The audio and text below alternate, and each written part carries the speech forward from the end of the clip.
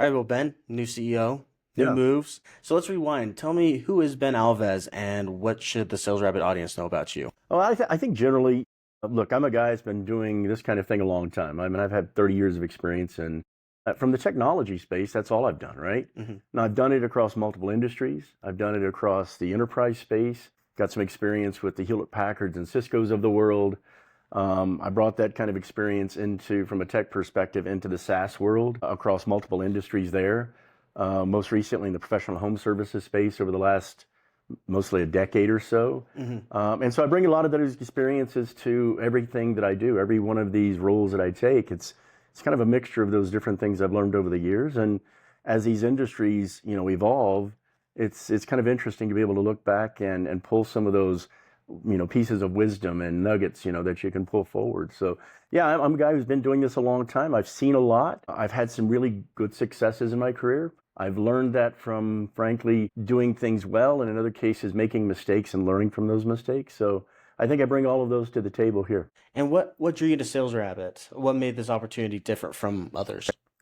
Well, I think for the time now, when I piece together the different things that SalesRabbit and even RoofLink are doing in the market space, I see this professional home services market space being one of those that is in this amazing transition towards technology. And frankly, I would look at it from the roofing perspective, even the door-to-door perspective. There's some interesting shifts going on there right now that No. really creates some really cool opportunities. So when I saw the two opportunities kind of coming together, it really felt like something interesting that I could go really do something successful. That's awesome. So you've said you've led before, but this organization, it's unique, right? And so what was your mindset heading into this role before you even came, to Utah and took a look at things? What was your mindset? I mean, in some ways it's unique. In other cases, it is similar. When you see the kind of the trajectory that these companies that are growing happen to be on, you recognize there are levels to it, right? Getting this company to the level it has been, amazing capabilities to build that out. That's fantastic.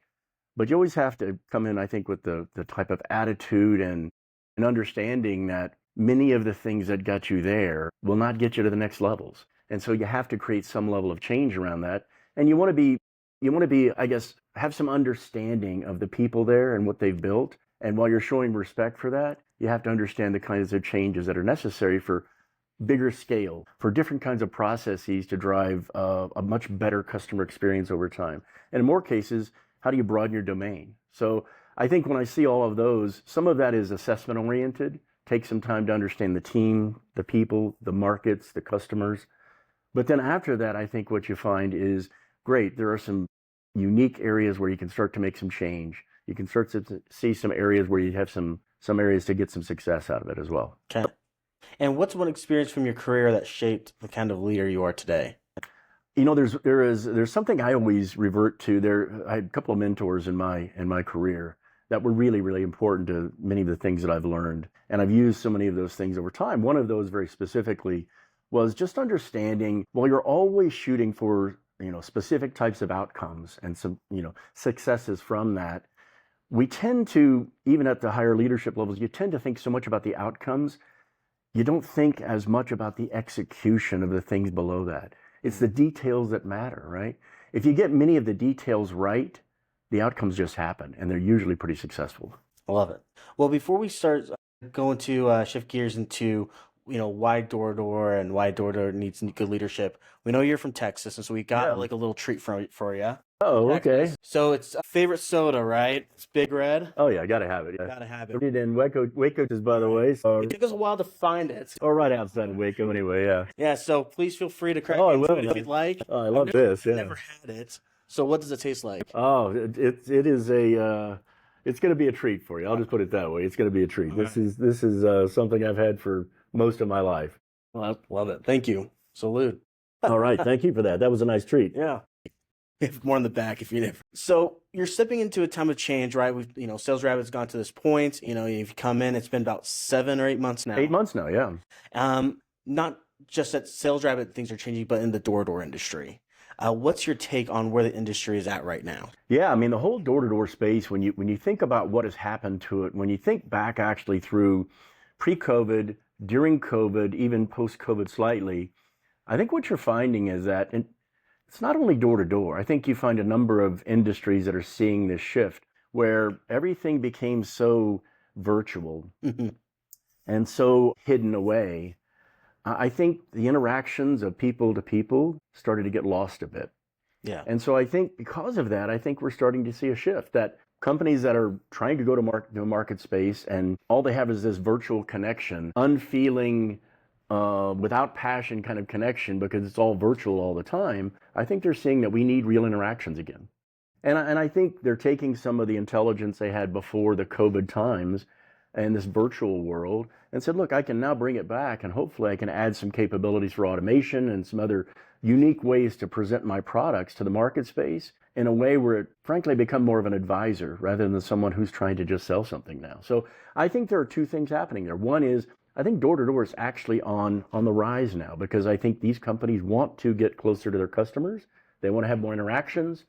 And more importantly, I think they see this as an opportunity to tell a different story when they go talk to those customers and have those interactions.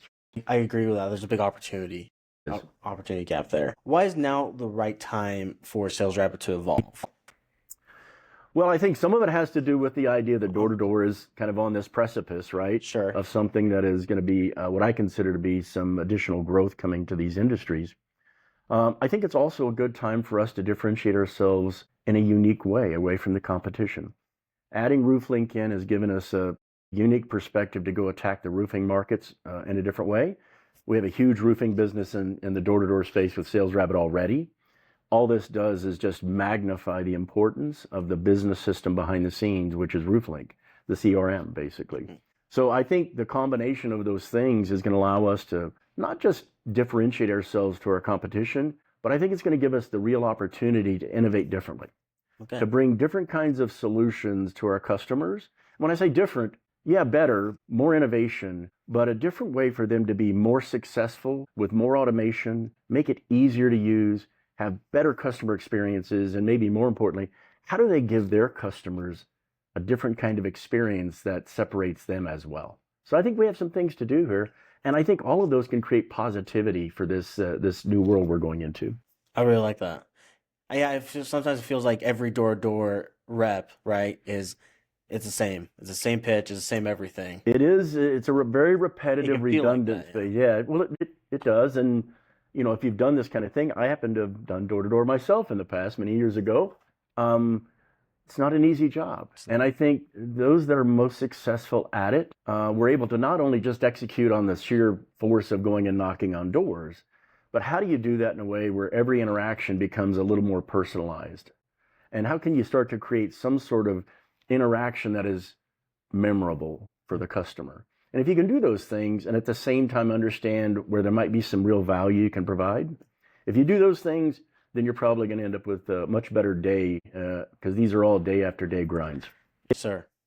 So let's talk about vision. What do you see? What do you want to, or where do you want to take SalesRabbit in the next 2, 3, 4, 5 years? Yeah, well, What's your vision? I mean, this is kind of probably an overused adage, but the sky's the limit. I think we have an opportunity to take what we have today and become 3, 4, 5 times the size we are. It's not all about the size of it either, but I think along with that, we can reduce complexity. I think we can provide a different type of solution set, as I said earlier, more automation, more simplicity, easier to understand, easier to use. More importantly, just easier to grow, right? Easier to measure, easier to report on, and just a much better experience for not just the users, our customers, but their customers, providing, this, something that we use around here. It's a term that I've used in many times in my career across these different roles is creating a delightful customer experience. Yeah. How do you really drive delight for them? Because delight for me is something that it's not only good and I might try it again, it's something I'm going to tell others about. Yeah. Right? And so I think we can do those types of things going forward. I think the time is right for it. I think we have the team for it. And I think more importantly, I think we have the execution orientation around we want more. We want to create more success here and we want to grow. What's one thing you want every customer to feel when they use our product?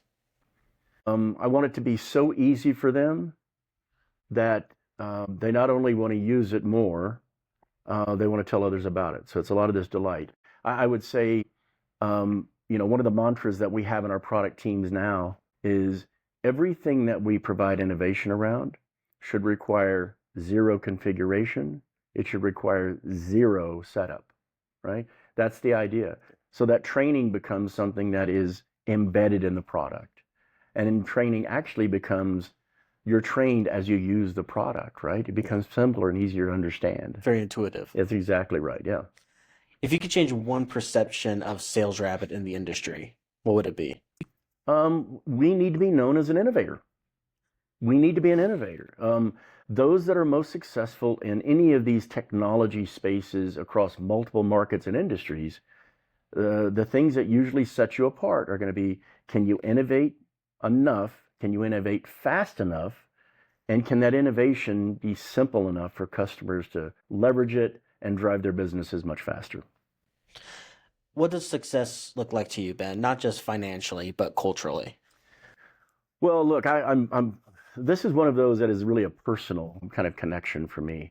My parents, who unfortunately lost a few years ago, they built these types of contracting businesses their entire lives. Construction, roofing, built HVAC companies, plumbing companies. They would build them up and they would sell them off. And they did it in their entire lives. I mean, I lived in this world with them for most of my young life. And so for me, it has a personal connection. And the reason I'm so passionate about it is, frankly, it helps me to believe that we can actually make a difference for contractors of all sizes out there, contracting businesses of all sizes, roofing businesses, telco businesses, security businesses, pest control businesses. We can make their lives easier. We can allow them to have more time, not only building their businesses, but making it easy for them to contribute to their communities, for them to coach their kids' soccer leagues, to go see their daughters at cheerleader tryouts. The things that, make your life easier and better and faster, those are all things that I frankly aspire to. I think we can do those as well. And that's over and above the sheer fact of growing the business on the top line and creating really high profitability margin for ultimately for the business itself. But I think there's a real cultural difference we can make here. We have the right people to do it. I think we're in a great industry that is this blue collar world that allows us to really touch these communities. I think we can do more of it. I like it. I agree. So you've worked with a lot of leaders, and we have some really great leaders here at SalesRabbit. What separates average leadership from great leadership? Some of this is going to be kind of canned stuff people have heard a lot, right? You got to be able to communicate really well. Mm-hmm. I think you have to have a certain level of empathy for the people that work with you and ultimately may report to you, to understand their situations. But I also think there's another part of this that isn't just about communication and empathy and the passion for it. But I think we have to expect more of people. I think people perform better when they have some level of expectations that I think you can do more. And if I think you can do more and I give you the supportive kind of elements to be able to do that in an ecosystem to support you to do that, I think you'll achieve more. I think you'll actually have higher self-esteem. I think you'll have better performance. And I think ultimately you'll be more accountable. So I think those are things that I look for across a leadership team is, do we understand our teams well enough? Are we helping them to understand the roles they have, the jobs they need to be doing? But more importantly, what could they be doing? What's the next thing for you? Well, how do I help you get there? And by the way, while I'm doing that, how do I make sure I expect more of you, right? Hold you accountable for those things so that you can actually go drive that success for yourself. There you go. What advice do you have for founders or team owners, right, within our door-to-door space that are trying to scale their orgs without losing their soul? Well, I would say there are a few things. Number one is you've got to make sure and keep your priorities in order, right? You got to make sure that you're doing enough to spend time with your family and doing other things outside of it, because you can absolutely bog yourself down. That being said, I think you do have to find the right kind of partnerships. I think you have to find groups that you work with that are invested in you and are passionate about your success and really show it. There's a lot of lip service paid to this win-win idea, right? Let's build a win-win scenario for us. I think you should hold people to that. I think in order for, look, I want to be able to do everything I can for my customers, but I want to build a successful business too. I would hope that those owner-operators out there and the folks that are building these businesses up, I would hope they can find those kind of partnerships. I certainly think we're one. Yeah. And we want to do more to try to earn that partnership and continue to show that connection and trust to make them successful. So I hope they can do those things. What's something that you believe about leadership that might go against the grain? Well, I'll point back to, I think there's so much out there today of, being a leader that I love to work for because they're nice and they're kind and communicate and they're empathetic. And all of those are absolute attributes that you want. But I would tell you, I think we want to help people get to the next levels. Yeah. The only way to do that is put expectations that drive them to get to the next levels. So expectations should be higher. We should drive expectations where people individually expect more of themselves, right?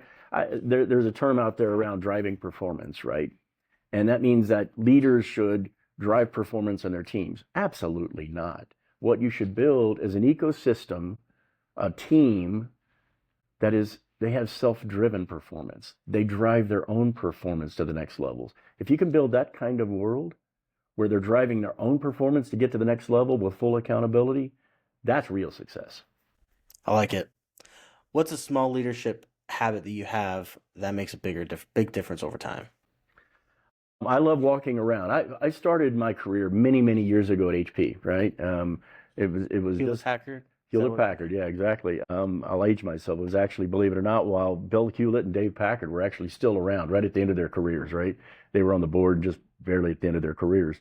And one of the things that I remember they did, they had this amazing mantra called management by walking around, MBWA, management by walking around. And what that really meant and what it was meant to drive in the company was for leaders to stay connected to the people on their teams. So they knew what they were doing, not micromanaging them, but understanding the world they're in and the things where they needed help. What did our customers say? What are the things we can do to move faster, be better, be smarter, right?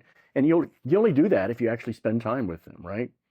They didn't want them stuck in their offices. So here's where it goes to.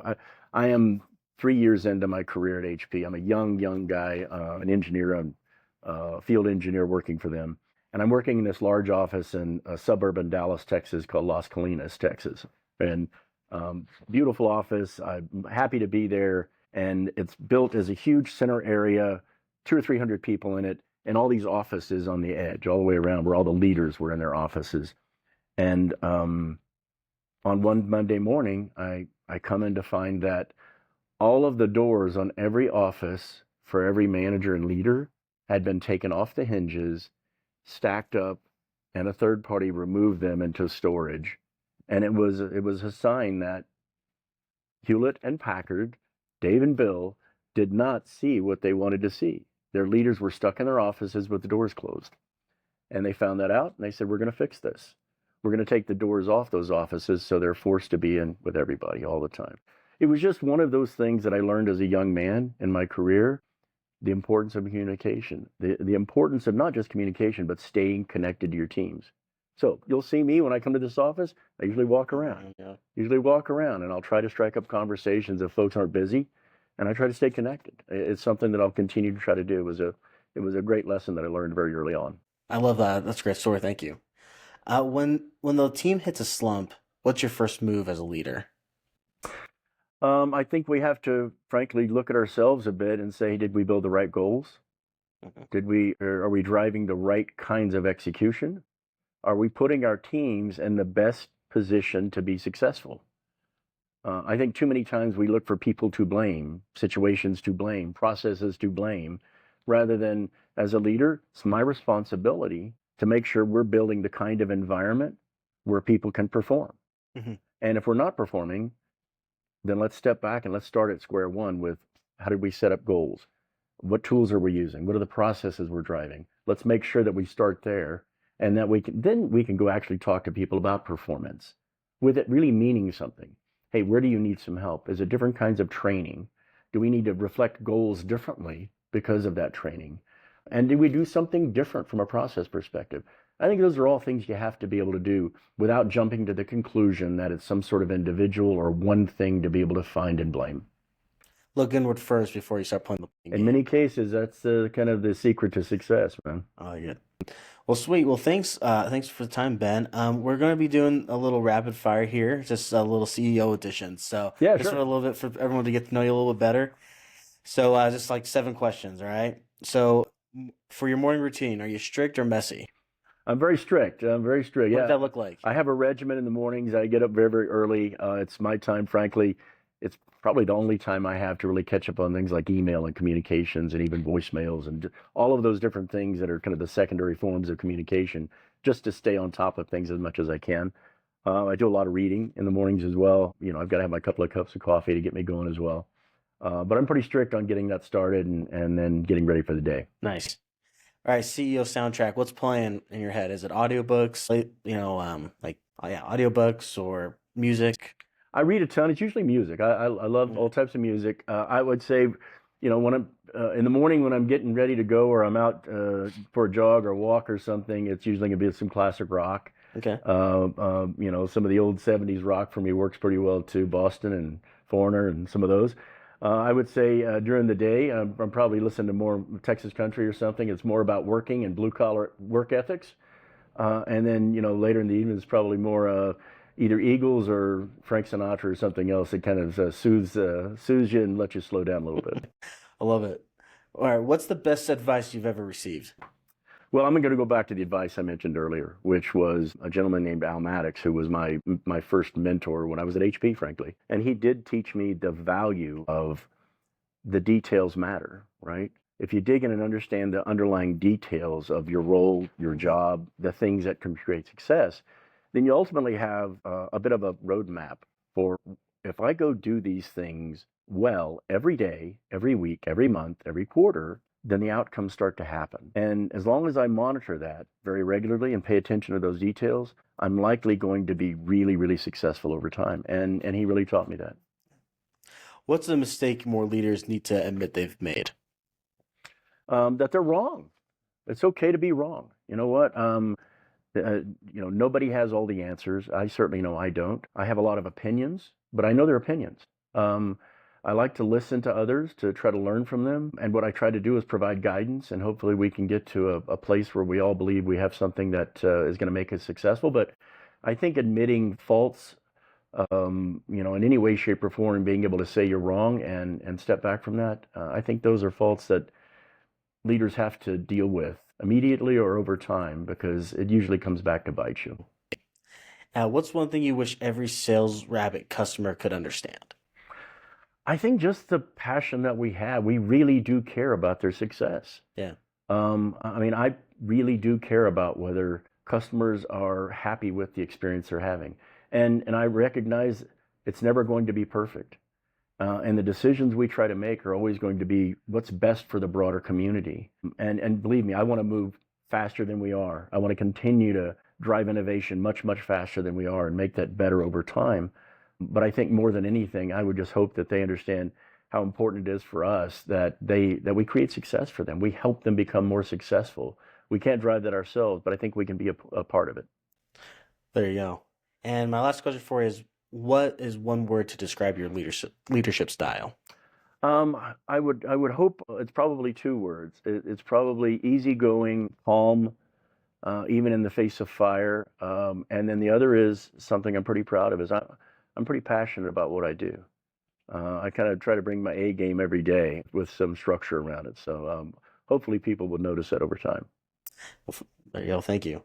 Well, Ben, we're kind of at the end of we're at the end of our segment. Is there any closing remarks or messages you want to tell our audience at home that is listening to it that, as the new CEO of Sales Yeah. Rabbits, anything that you'd like to share? Yeah, I'd love to. I think more than anything, hopefully what you've learned a little bit about me today is I am really passionate about making sure that we are constantly listening to you, doing the right things to try to make you more successful. And where we're wrong, call us out. Make sure we understand what that is. Help us understand the things that we need to do to make you to continue that success path that you want to drive yourself on. As much as anything, too, just communicate with us too. Help us understand the things we need to be doing for you. Any of you, if you want to talk to me, call me. I'm happy to answer the phone and do what I can to help each and every one of you. And last but not least, as we go down this path together, let's learn to celebrate each other a little bit too.